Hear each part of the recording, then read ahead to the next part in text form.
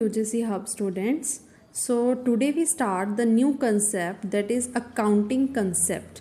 ये टॉपिक हमारा हम फाइनेंशियल अकाउंटिंग स्टार्ट कर रहे हैं आफ्टर 3 इयर्स।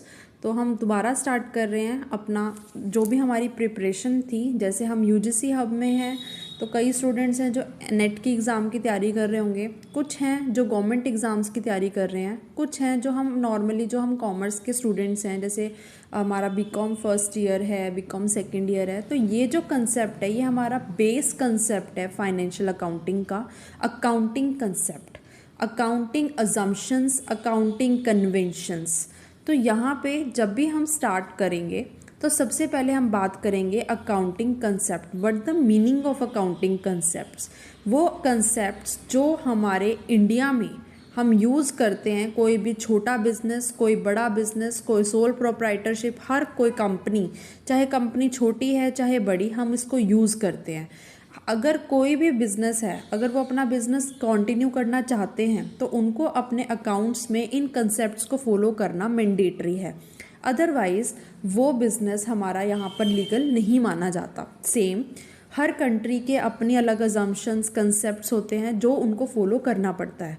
हर कंट्री के अलग अलग कंसेप्ट्स होते हैं। ज़रूरी नहीं है कि जो इंडिया में कंसेप्ट यूज़ होते हैं वही हमारा अदर कंट्रीज़ में भी यूज़ होंगे। तो ये भी इम्पॉर्टेंट पॉइंट है एक, क्योंकि हर एक एग्ज़ाम में ऐसे क्वेश्चंस पूछे जा सकते हैं। तो अब हम जो मेन टॉपिक है हमारा, ज़्यादा टाइम नहीं वेस्ट करेंगे, तो हम अपना टॉपिक स्टार्ट करते हैं, दैट इज़ अकाउंटिंग कंसेप्ट्स। तो first of all we start basic assumption. Assumptions, जैसा मैंने आपको बोला, assumption concept is equal to same. तो first of all we start business entity concept. ये कंसेप्ट हमारा first and most important concept है कि what the meaning of business entity concept. See, इसमें हमें ये बोला है कि जो बिजनेस है, बिजनेस की अपनी एक अलग इमेज है, बिजनेस की अपनी एक अलग डिस्टिंक्शन है। उसके सारे अकाउंट्स, उनकी सारी ट्रांजैक्शन कभी भी प्रोप्राइटर जो ओनर है उसकी ट्रांजैक्शन और अकाउंट के साथ हम उसको कभी भी रिकॉर्ड नहीं करेंगे। बिजनेस के ट्रांजैक्शंस को हम अलग रिकॉर्ड करते हैं और ओनर की ट्रांजैक्शन को हम अलग रिकॉर्ड करते हैं। तो business identity not same with proprietor identity, ठीक है, दोनों की अलग अलग आइडेंटिटी मानी जाती है। तो बिजनेस एंटिटी कंसेप्ट में बोला गया है कि business is entirely different from the proprietor account, ठीक है। अब फॉर एग्जाम्पल अगर कोई कंपनी है, जैसे एबीसी कंपनी है, वो कंपनी के अकाउंट अलग हैं और अगर उसको चलाने वाला मिस्टर ए है, उनके अकाउंट्स अलग हैं। हम उन दोनों की ट्रांजैक्शन को एक जगह पर रिकॉर्ड नहीं कर सकते हैं। तो this is called business entity concept. This concept explain that the business is entirely different from the proprietor, thus the transaction of business only are to be recorded in the books of business. Now second concept is going concern concept. Going concern it means ये continuously हमारा run करता है, इधर honours death या any other case, हमारा जो company है, business है, वो कॉन्टीन्यूसली चलता रहेगा। अगर ऑनर की बाय चांस कुछ प्रॉब्लम हो जाती है, वो नहीं चला पा रहे हैं, इसका मतलब ये नहीं है कि हमारा बिजनेस बंद होगा, ठीक है, क्योंकि उन दोनों की आइडेंटिटी, जैसा मैंने आपको फर्स्ट कंसेप्ट में बोला, अलग अलग है। Third is money measurement concept. ये तो आपको भी पता है कि जो भी हमारी बिजनेस की ट्रांजैक्शन होती है हम उनको ऑब्जेक्टिव टर्म में काउंट करते हैं, ना कि सब्जेक्टिव में।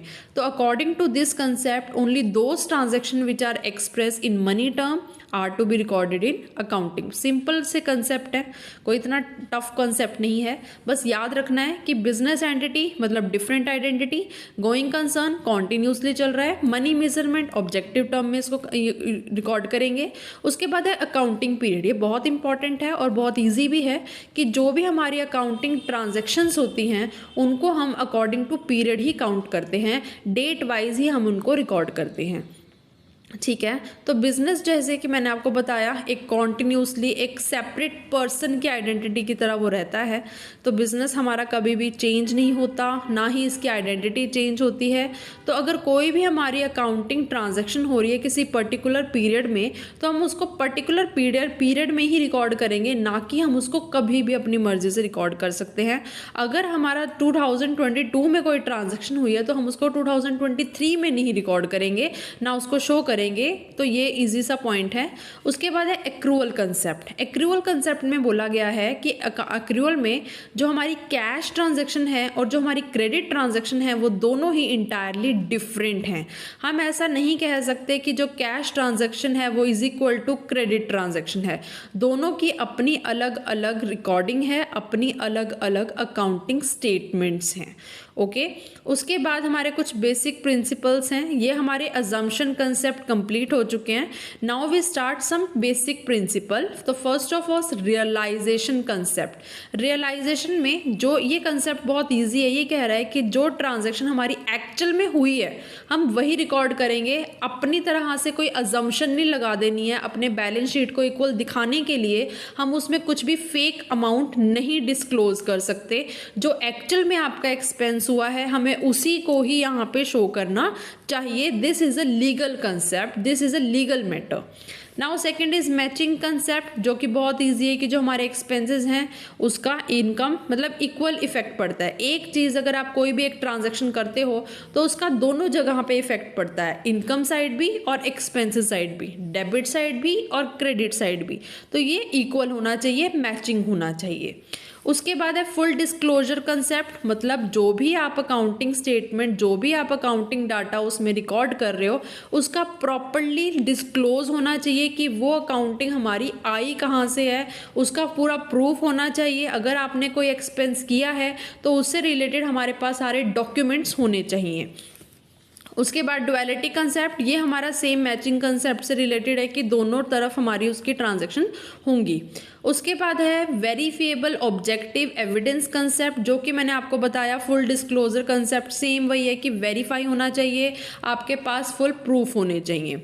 Historical data concept, historical cost. अब जैसे फॉर एग्जांपल अगर आपने एक बैलेंस शीट में बिल्डिंग की अमाउंट लिखी है 10 लाख, तो ऐसा नहीं है कि वो बैलेंस शीट अगर आपकी कॉन्टिन्यूसली चली आ रही है आफ्टर 10 ईयर आप उस बिल्डिंग की अमाउंट चेंज कर दोगे। जो हिस्टोरिकल में हमने उसकी कॉस्ट शो की हुई है बैलेंस शीट में, वही कॉस्ट हमारी आगे चलती रहेगी, हम उसको चेंज नहीं कर सकते हैं according to the market value. ऐसा नहीं कह सकते कि आज के टाइम में उस बिल्डिंग की अमाउंट करोड़ में है, जो उस टाइम पे चली आ रही थी वही अमाउंट हमारी आज भी शो होती है। तो ये हिस्टोरिकल कॉस्ट कंसेप्ट को अप्लाई करता है। उसके बाद है बैलेंस शीट इक्वेशन कंसेप्ट, ये आपका 3 बार आ चुका है। एक तो मैचिंग में आ गया, डुअलिटी में आ गया और बैलेंस शीट इक्वेशन में आ गया।